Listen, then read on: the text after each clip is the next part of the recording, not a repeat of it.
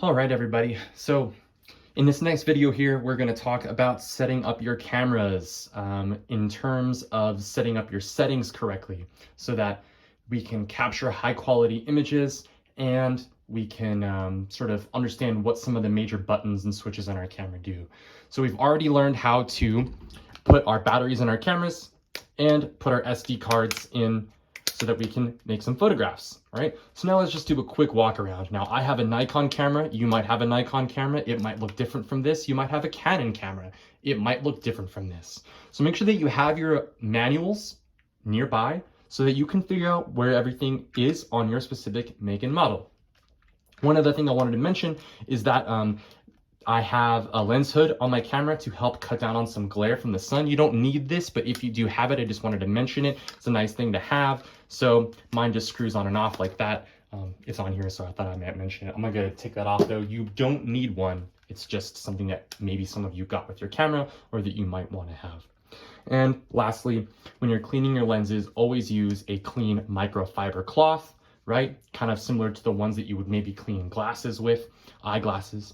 So that's a nice soft cloth that you can wipe dust off of your lens with. Okay. So let's go ahead and walk around this camera really fast, all right? So on the top, I have a screen. Many of you will, not everybody, all right? You have a rear screen. All of you should have one of these. And you have a major mode dial. Mine looks like this. You will probably have a lot of different options on here. We'll go over them in a minute. Okay, this is your shutter button. It's your trigger. It's how you make your camera go click and take pictures. Click, click, click, click, click. It's awesome. And usually somewhere near there, and if not here, probably somewhere back here, there's a switch to turn your camera all the way on and all the way off. Okay, good to know. Many of your cameras will go to sleep, kind of like a computer after a while to save battery life. So if you leave it on, no big deal, but it's nice to turn it off, give it a rest when you're not using it, okay? Some of you will have a flash that pops up. Mine is triggered here, so I'm not gonna let it open up right now, but mine pops up. We'll talk about flashes later on in the course, but just so you know, if it pops up, you're probably on auto mode and your camera is thinking that you need a flash, so it pops up right here. On the back of your camera, all right, you have an LCD screen, right? This is where all of your menus will be scrollable through, and also where you'll be able to visualize the photographs you take, right? Back in the day with film cameras, you had no way of visualizing your pictures until you went and got the film developed, which, take it from me, was incredibly frustrating when I knew that digital technology existed. So be thankful you have a digital camera. All of your cameras will have slightly different looks and different buttons on the back, but one thing that will be very similar is that you will have some buttons that help you navigate menus, a screen to look at it on, and you'll have some camera controls, all right? If you have a Canon camera, you might have a wheel right here, or you might have a dial right here and a dial right here, or maybe just one, okay? We'll talk more about that in a second. But the first thing I want you guys to do is I want you to learn how to turn your cameras on and then open up your menu, all right? Mine's all worn because I've had my camera for a while, but there's a button that says menu, all right? That's for me. It opens up my menu. Let's see if I can focus this a little bit better, okay? And then I can use either my dial or my scrolling buttons to move through these things. I have a bunch of main menus on the left here, and yours might be at the top, especially if you're a Canon user.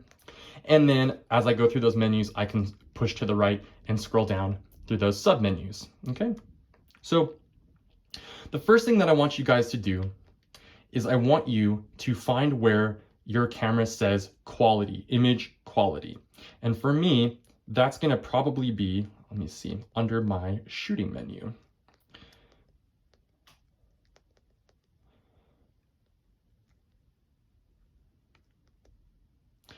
Under my shooting menu, I'm gonna go to image quality, and I'm gonna go to RAW, okay?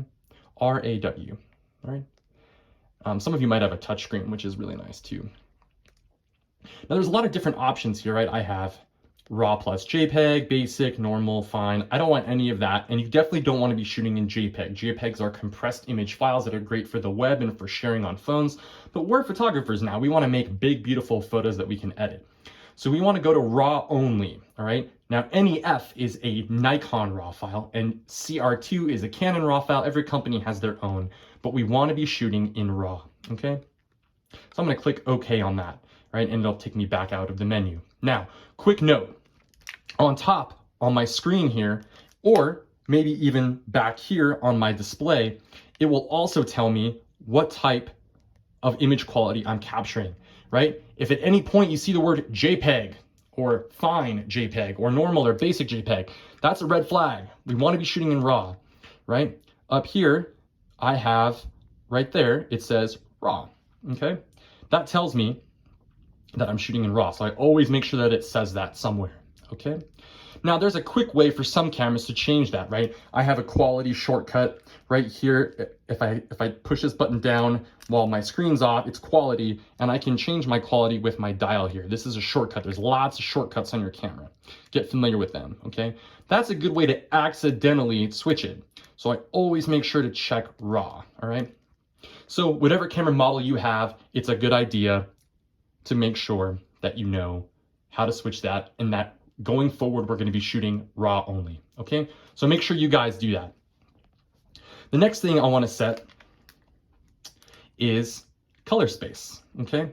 Now, color space, a lot of you might have an easy way to get to it. It might be buried somewhere in your camera's menus, and these menus, there's so many things you don't need. So what I'm going to do is go and try to find my color space. So it'll probably say something like color space, all right? Color space right here for me is also my shooting menu.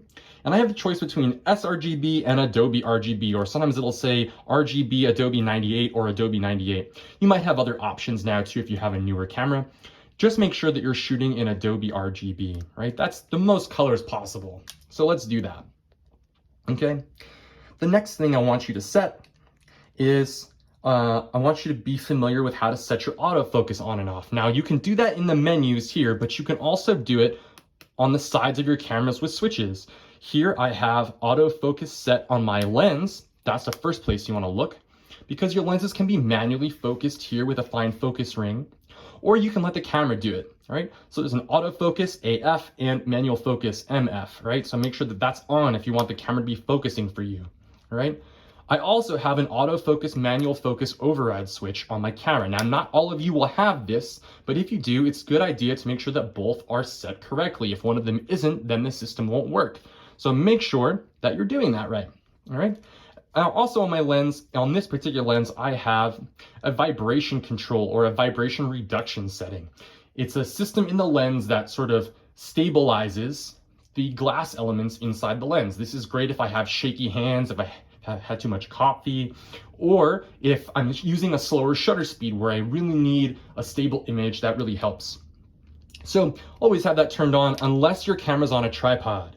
You want to turn it off in that case, okay? So that's where autofocus is. Now there's autofocus settings in your camera's menu. Different types of autofocus. Your camera can autofocus for you and it'll pick a place in the scene, or sometimes you can use an autofocus point control. And we'll go over that a little bit later, but I would suggest you guys read up in your manuals about different autofocus, right? You can choose the point in which you want to autofocus, and that's really helpful. So right here, for example, all my autofocus points are visualized, okay? And I can change those points if I want to by priming my camera and moving my points around. Let's see here. So I have my camera set up so when I look through the viewfinder and I get ready to take a picture, I can choose any of these points within my viewfinder to focus on. This is called single point autofocus, right? Now you guys will have an option to do this, or you'll have an option for the camera to choose a zone or one spot in the middle. It's really up to you. I prefer single point autofocus. So read up on your autofocus menus and go through your menus and set it up the way you want. Do a little experimentation. A good way to do that is to pick a bright scene with lots of detail and then push this shutter button down halfway while you're looking through your viewfinder and watch where your camera focuses. All right, and you'll hear it go. And if you want to change the way it focuses, go into your menu and set that up. Okay, so we've covered autofocus, we've got color space, and we've set our cameras to shoot RAW. All right, the last thing I want to cover here, and this is going to be different depending on your camera make and model, is your aperture and shutter speed.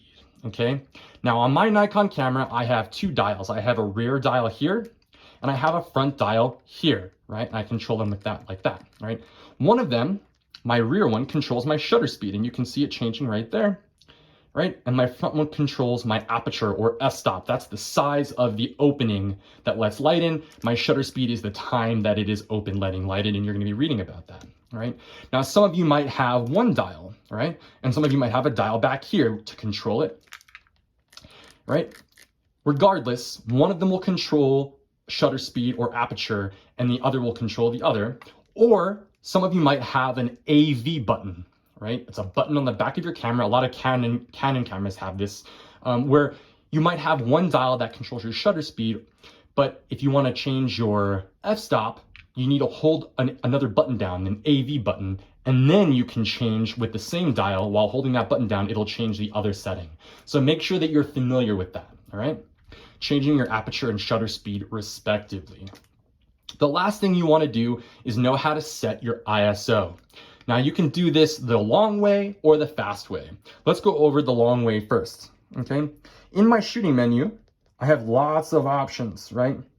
Now if I go over to my custom menu, I can go through and I have lots of options. There's autofocus, right? Metering and exposure. If I go into metering and exposure, I can set up my ISO sensitivity, all right? Where is it? Oh, I guess it's not in that menu. I usually don't even set it up this way.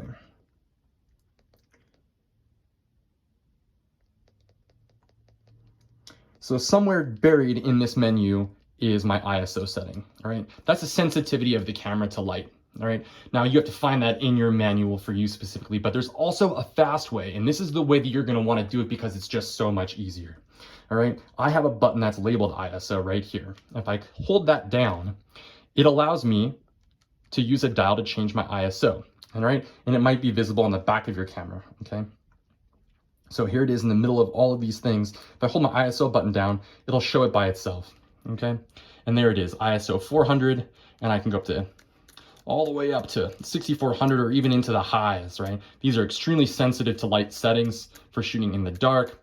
And I can go all the way down to low or to ISO 100, which is extremely not sensitive to light.